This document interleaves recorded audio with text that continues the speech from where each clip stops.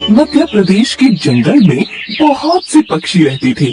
उनमें कौवे, कबूतर, तोते, मैना, कोयल और बुलबुल इत्यादि पक्षियों का समावेश था। उन सभी पक्षियों में कौवों की संख्या सबसे ज्यादा थी। सारे पक्षी मिलजुल कर रहते थे।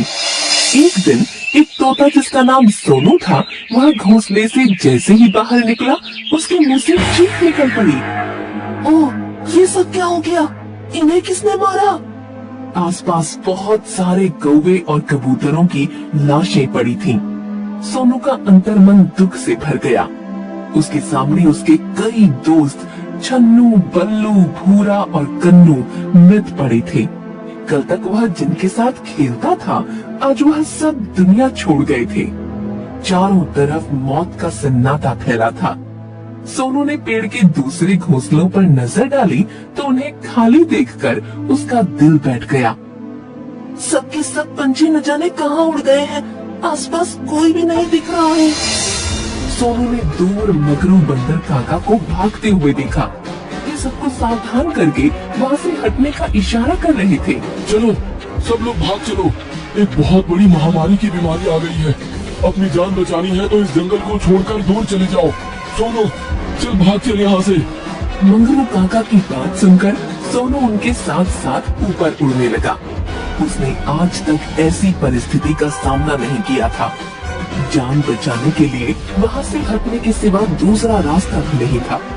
मंगरू बंदर नीचे नीचे भाग रहे थे और उनके ऊपर सोनू तोता उड़ रहा था। वह उस जंगल से बहुत दूर एक पहाड़ के पास पहुँच चुके थे। पास में एक नदी बह रही थी। मंगरू बंदर ने चारों तरफ देखा और उस जगह को ज्यादा सुरक्षित मानकर वहीं अपने कदम रोक लिए। सोनू भी उड़ता हुआ नीचे उतर आया। काका, ये सही जगह लग रही है। हाँ, इसलिए मैं यहाँ रुक गया हूँ। पास में नदी का पानी भी है, फलों के पेड़ भी है। काका, हमारे बहुत साथी हमेशा के लिए दुनिया छोड़ गए। बड़ा दुख हो रहा है। ये कैसी बीमारी है? बड़ी भयानक बीमारी है बेटा। एक से दूसरे में फैलने पर देरी नहीं लगती। मेरे दो बंदर साथी भी उसके चपेट में आ गए। मुझे भी अपनी जन्मभूमि प्यारी थी, लेकिन जान बचाना जरूरी है। जान है तो जहान है। अरे सोनू, तुम तो सवेरे उठे और कुछ खाया भी नहीं होगा। हाँ, मुझे भूख तो लगी है, लेकिन वह भयानक दृश्य देखकर मैं सब कुछ भूल गया। काका बहुत थक गए होंगे। बैठिए ना, मैं सामने के पेड़ से पके हुए अमरूद तोड़कर गिराता हूँ। दोनों जन खाएंगे। सोनू उड़ गया और कुछ ही देर में देखते देखते उसकी चोंच की फुर्ती से कई अमरूद इकट्ठा हो गए। दोनों ने अमरूद खाए और वहीं बैठ गए। दोनों आपस में बातें कर ही रहे थे कि अचानक सोनू की नजर आने वाले एक बाघ के ऊपर पड़ गई। मंगरू काका की पीठ के पीछे से वह आ रहा था, इसलिए उन्होंने उसे नहीं देखा। सोनू ने तुरंत काका को सतर्क किया।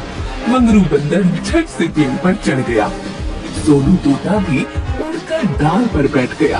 बाघ उन्हें देखता ही रहा। सोनू और मंगरू ने देखा कि उनकी आंखों के सामने एक कबूतर पेड़ पर से नीचे गिर गया और उसकी गर्दन ऐंठने लगी। बाघ उसे देख ही रहा था, लेकिन उसके पास नहीं आ रहा था। वह धीरे धीरे पीछे जाने लगा। अरे काका, यह बाघ तो एक कबूतर से डर गया, पीछे ही हटा जा रहा है। अरे बांगड़ू, वो कबूतर से नहीं, उसकी बीमारी से डर रहा है। महामारी यहाँ तक भी आ गई है। इसी वजह से कबूतर की जान पर आ गई है। अब हमारा यहाँ रहना खतरे से खाली नहीं है। खजूर से गिरे तो बबूल में अटके। चलो यहाँ से अब भाग चलने में ही भलाई है। मंगरू बंदर और सोनू वहाँ से आगे की ओर रवाना हो गए। वो दोनों नदी के किनारे किनारे बहुत दूर तक चले गए। वहाँ उन्होंने बहुत सारे बगुलों की टोली को देखा। उन्हें देखकर उनके मन में आशा जाग गई। उन्हें लगने लगा कि वह स्थान सचमुच रहने लायक है। यदि खतरा होता तो बगुले भी वहाँ न रहते। वह दोनों वहाँ पर रहने लगे और किसी भी आशंका से निश्चिंत हो गए। कुछ बगुलों ने सोनू से दोस्ती भी की।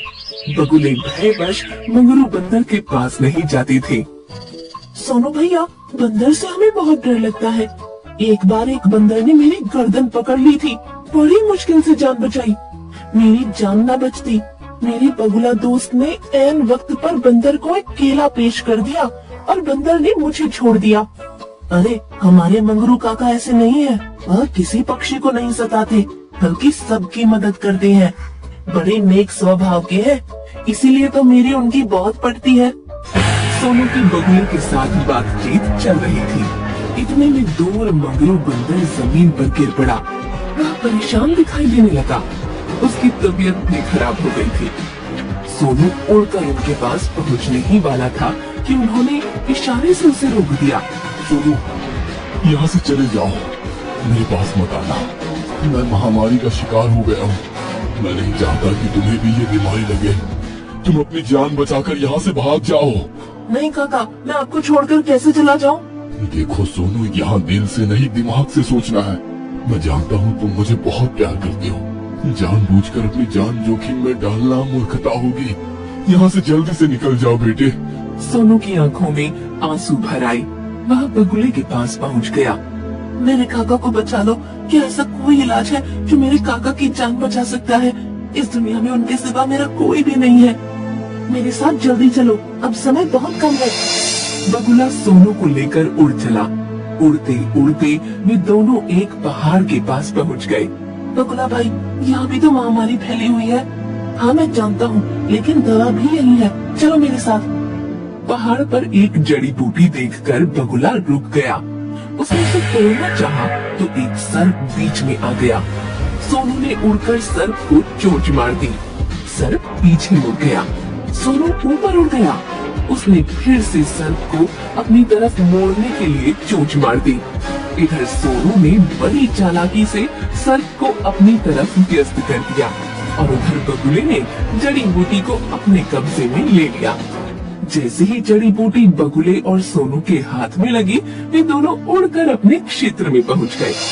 उन्होंने देखा मंगरू बंदर अचेत पड़ा था। काका, मैं दवाई लेकर आ गया हूँ, अब आपका अच्छे से इलाज हो जाएगा।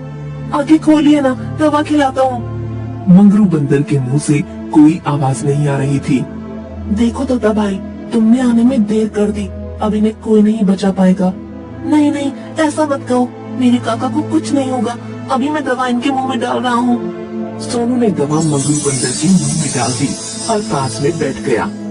तोता भाई, इस दवा का सेवन आप भी कर लो, कोई खतरा नहीं होना चाहिए।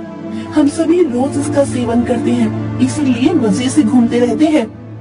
सोनू ने भी वह दवा खा ली और काका के चेहरे की तरफ आशा भरी नजरों से देखने लगा। मंगरू काका को होश नहीं आ रहा था और सोनू का दिल बैठा जा रहा था। उसकी आंखों से लगातार आंसू गिर रहे थे। हे भगवान, मेरे काका को बचा लो, आपका मुझ पर बहुत बड़ा उपकार होगा। मेरे काका ने कभी किसी का कुछ नहीं बिगाड़ा है। उनकी जिंदगी मुझे मेरी जिंदगी से भी ज्यादा प्यारी है। आज उन्हीं की वजह से मैं भी जिंदा हूँ। सोनू ने अचानक देखा तो खुशी से उछल पड़ा। मंगरू बंदर ने आंखें खोल दी और सबसे पहले उन्होंने सोनू को देखा। अरे सोनू, तू यहाँ क्यों बैठा है? काका, अब हमेशा आपके पास ही बैठूंगा। अब ना मुझे कुछ होगा ना आपको कुछ होगा। आपने भी दवाई खाई है और मैंने भी, इन सभी ने दवाई खाई है, इसीलिए तो महामारी की बीमारी हम सब ने भगाई है। मंगरू काका को सारी बात की जानकारी मिली और उनके चेहरे पर खुशी